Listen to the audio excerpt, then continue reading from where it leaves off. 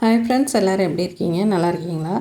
நாங்கள் ரொம்ப நல்லா இருக்கோங்க. இன்றைக்கி நம்ம பார்க்கக்கூடிய வீடியோ வந்து ஒரு கோயில் வீடியோ தான். இது வந்து கும்பகோணத்தில் ரொம்பவும் பிரபலமான ஆதி கும்பேஸ்வரர் கோயில், அதனோட ஸ்தல வரலாறு அதெல்லாம் தான் இந்த வீடியோவில் நம்ம பார்த்து தெரிஞ்சுக்க போகிறோம்.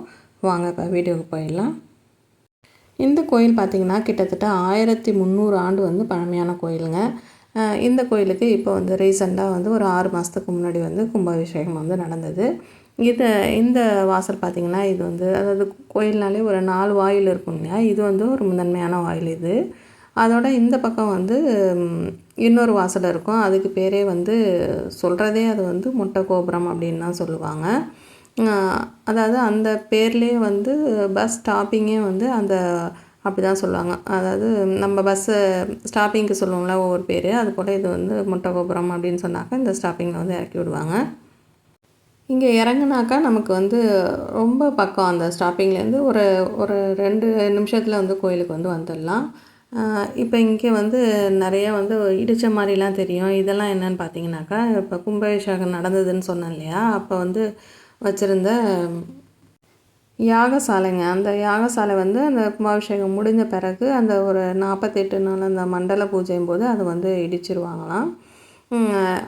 அதை தான் நீங்கள் பார்த்தது. இது பார்த்திங்கனாக்கா ரொம்ப அந்த கோவிலோட யானைங்க.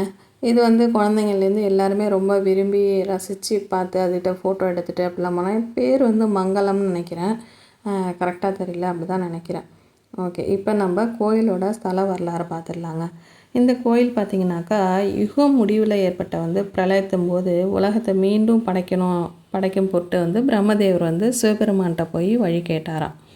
அப்போ அதுக்கு வந்து சிவபெருமான் சொன்னாராம் வந்து சர்வ உயிர்களோட வித்துக்களையும் அதோட புனித ஸ்தலங்களில் இருக்கக்கூடிய மண்ணையும் அதோட பார்த்திங்கன்னா அமுதம் இது மூணையும் வந்து ஒன்றா ஒரு கலசத்தில், அதாவது ஒரு குடத்தில் வந்து சேர்த்து அந்த பிரளய நீரில் வந்து மிதக்க விட சொன்னாராமா.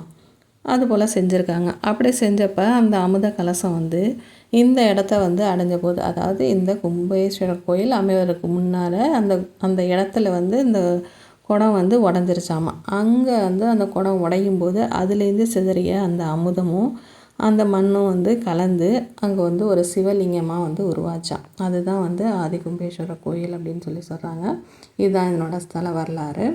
இப்போ நீங்கள் இங்கே பார்த்துட்ருக்கிறது பார்த்திங்கன்னா அந்த கோயிலுக்கு உள்பகுதியிலேயே அந்த கும்பகோணத்தோட அமைப்பையே வந்து ஒரு இது போல் ஒரு அமைப்பில் வந்து வச்சுருக்குறாங்க. அந்த ப்ளூ கலரில் இருக்குது பாருங்கள், அதெல்லாம் வந்து மகாமகக்குளம், அதாவது கும்பகோணத்தோட பிரசித்தி பெற்ற மகாமகக்குளம். அதை சுற்றி என்னென்ன இருக்கக்கூடிய கோயில்கள், அதோட பஸ் ஸ்டாண்டு, ரயில்வே ஸ்டேஷன் அப்படின்னு சொல்லி அதனோட அமைப்பாக வந்து அழகாக வச்சுருந்தாங்க.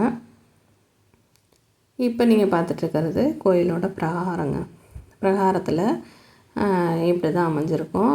இப்போ வந்து ரீசெண்டாக கும்பாபிஷேகம் நடந்ததுனால பெயிண்ட் பண்ணி இன்னும் நல்லா வந்து ஃபர்னிஷ்டாக இருந்தது. இந்த சுவர்லாம் பாருங்கள், கருங்கல்லால் அந்த காலத்தில் பண்ணியிருக்கிறாங்க. எவ்வளோ வந்து பிரம்மாண்டமாக இருக்குது. ஒரு அரண்மனை சுவரும் சரி, இந்த கோயில் சுவரும் சரி, அந்தளவுக்கு தான் ஒரு பிரம்மாண்டமாக இருக்கும். அதே போல் தான் இருக்குது. இந்த கருங்கல்லாம் ஒன்று ஒன்றா வச்சு எப்படி தான் அதெல்லாம் பண்ணாங்கன்னு தெரியலங்க.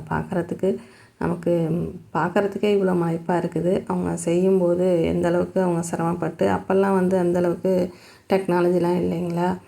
அந்த காலத்துலேயே எந்தளவுக்கு எப்படி பண்ணியிருக்காங்க பாருங்கள். ஒவ்வொரு கல்லும் ஒவ்வொரு ஷேப்பில் இருக்குது. அதெல்லாம் வந்து சரி பண்ணி நம்ம இந்த சுவரை எழுப்புறதுக்கே அவங்களுக்கு எவ்வளோ நாள் ஆயிருக்குன்னு தெரியல. அதுபோல் தானே ஒவ்வொரு செயலுமே அவங்க வந்து சிரமப்பட்டு தான் பண்ணி இந்த போல் ஒரு அழகான ஒரு கோயிலை வந்து நமக்கு கொடுத்துட்டு போயிருக்கிறாங்க. அது மட்டும் இல்லைங்க, கும்பகோணம் அப்படின்னு சொன்னாலே எல்லாருக்கும் நினைவு வருவது மகாமகம் தான். அந்த மகாமகத்தும் போது அதோட தொடர்புடைய ஒரு 12 முக்கியமான சிவன் கோயில்களில் இந்த கோயில் வந்து ரொம்ப முதன்மையானது அப்படின்னு சொல்கிறாங்க. இதெல்லாம் தான் வந்து இந்த கோயிலோட ஸ்தல வரலாறு. இதெல்லாம் வந்து ஓரளவுக்கு நீங்களும் வந்து தெரிஞ்சிட்ருப்பீங்கன்னு நினைக்கிறேன். உங்களுக்கு வாய்ப்பு கிடைக்கும்போது நீங்களும் இந்த கோயிலை வந்து பார்த்து சிவனோட அருளை பெற்று போகணும் அப்படின்னு சொல்லி நான் கேட்டுக்கிறேன். இந்த வீடியோ உங்களுக்கு கொஞ்சமாவது யூஸ்ஃபுல்லாக இருந்திருக்கும்னு நினைக்கிறேன். அப்படி உங்களுக்கு யூஸ்ஃபுல்லாக இருந்தது அப்படின்னு சொன்னாக்கா சின்னதாக ஒரு லைக் கொடுக்க மறந்துடாதீங்க.